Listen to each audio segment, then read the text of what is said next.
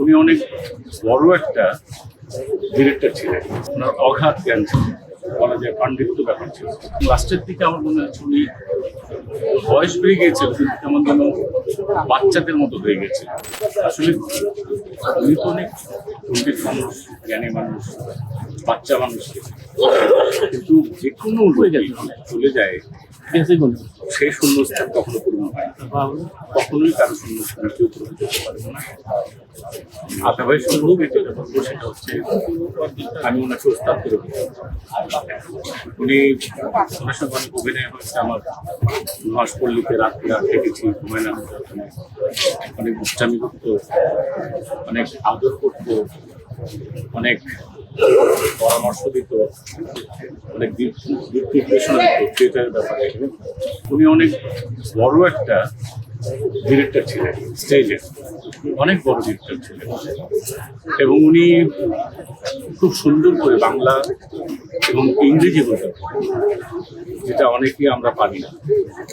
Fluently English, ইংরেজি বলা বা বাংলা অনেক শব্দার্থ, আমরা যখন অনেক কিছু থেকে যেতাম বুঝতে পারতাম না। ওনাকে ফোন করলে ওনার সঙ্গে কথা বললে উনি সেটা সঙ্গে সঙ্গে কয়েকটা মানে দিয়ে দিতেন।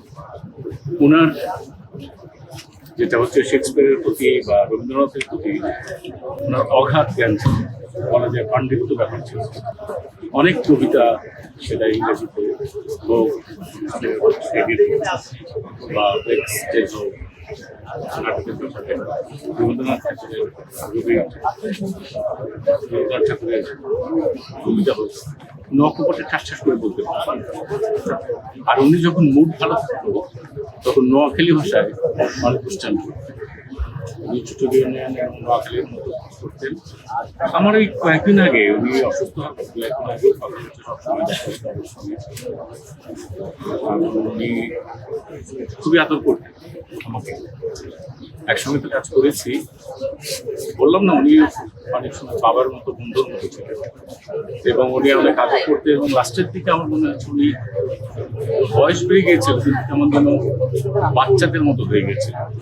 উনি কথায় কথায় খুব অভিমান করতেন, রিয়াক্ট করতেন, আবার কথায় কথায় অল্পতে হেসে থাকতেন।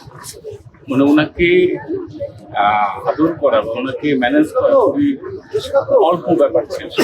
একটা কথাকে একটু নাইসলি ব্যবহার করলে উনি বাচ্চাদের মতো বলি। আমি আল্লাহর কাছে দোয়া করবো বা আপনারা সবাই দোয়া করেন, আল্লাহ পাক আমার সেই আল্লাহ পাক জন্য মাফ করে দেন ওনাকে। ওনাকে যেন একটা সম্মানিত মানুষ ছিলেন, আল্লাহ পাক যেন ওনাকে সম্মানের সঙ্গে রাখেন, পরিবার ভালো রাখেন।